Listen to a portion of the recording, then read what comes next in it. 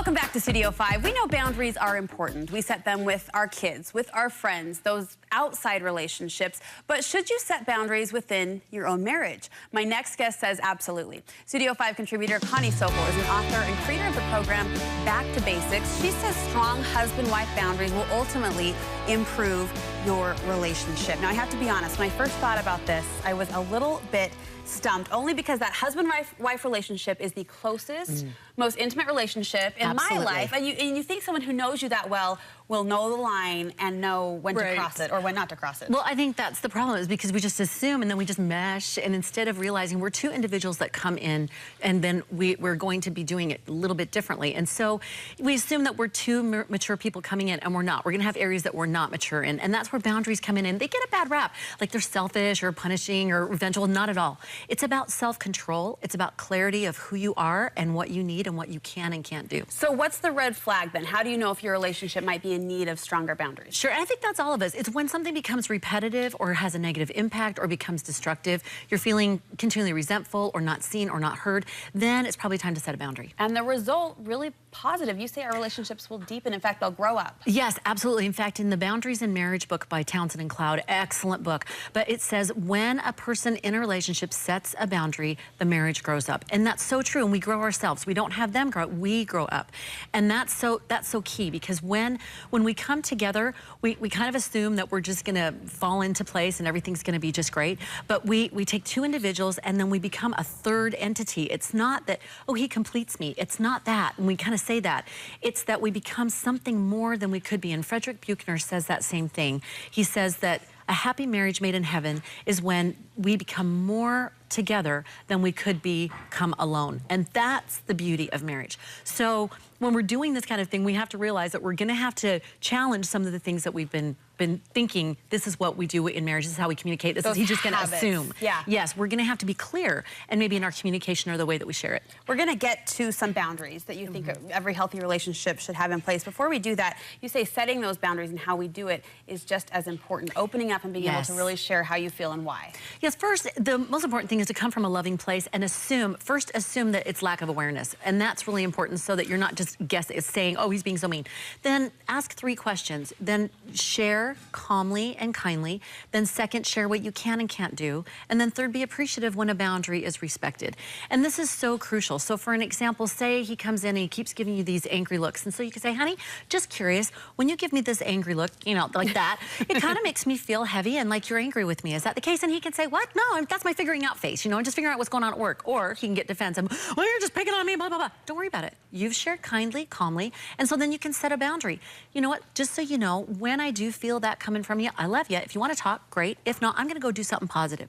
That's a healthy boundary. And you've set a healthy boundary with a simple sentence and action of, you know, saying how you feel. Bingo. And it's you. Leaving the room. It's you. You're not saying what he needs to do. You're saying what you're going to do. Let's talk about some healthy boundaries that husbands and wives should consider setting. You say one, and it's a big one, is their individual role in the relationship. Yeah, I think we come in and we forget that we are still individuals after the whoa is gone, you know, dissipates, so that we are a work-a-day world. And so we need to learn how we do that together. So for perceptions in a relationship, sometimes we get our feelings hurt instead of just being clear. Again, these boundaries are clarity. So let's take a couple of examples. If, for example, maybe your spouse is always doing last-minute stuff and it stresses you out, a healthy boundary is to say, what works for me, hun, is not to do things last minute. So if you need help with this project, so happy to help you up to this day. After that, I can't help you. That's a healthy boundary. Or if you're feeling like maybe your opinion isn't being heard, then you can say, I'd be happy to talk about this topic if we both get 5 minutes to share. So set a timer. He gets 5 minutes, you get 5 minutes, no defending, no proving, just listening. You've both been heard. And if it's maybe something that you're just feeling like a need filler and you're feeling kind of taken advantage of, I love Joel Osteen has a great example. When he was in high school, he would carpool with this one kid, and then it was every week, oh, my car's broken down, oh, my brother needs a car, and he was never driving. And Joel finally confronted him, see the pattern, and said, are you ever gonna drive again? And he goes, well, no, I wanna keep the miles low on my car. And Joel's like, ding! And he said, okay, I'm not gonna be able to drive you anymore. And the guy was so mad. What kind of friend are you? And he's like, I know what kind of friend. You're not respecting these healthy boundaries. So he set a boundary. How can boundaries play out in our communication, husband to wife?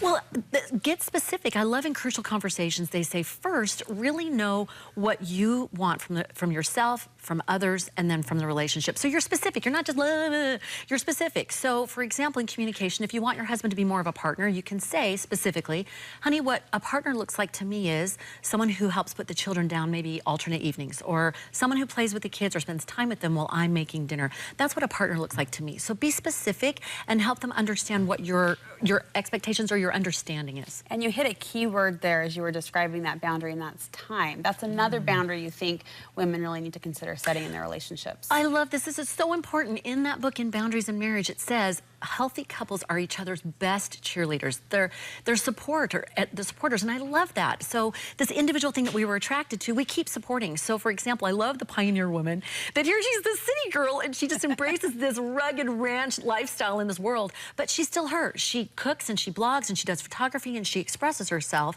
She's still her, and then creating this third beautiful entity.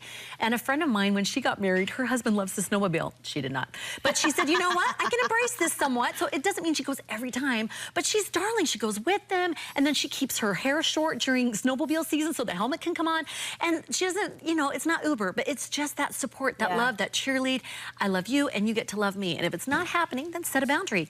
Love that you want to hunt, you know, twice a month. I need to do an art class twice a month. What's our family schedule? How can we work that?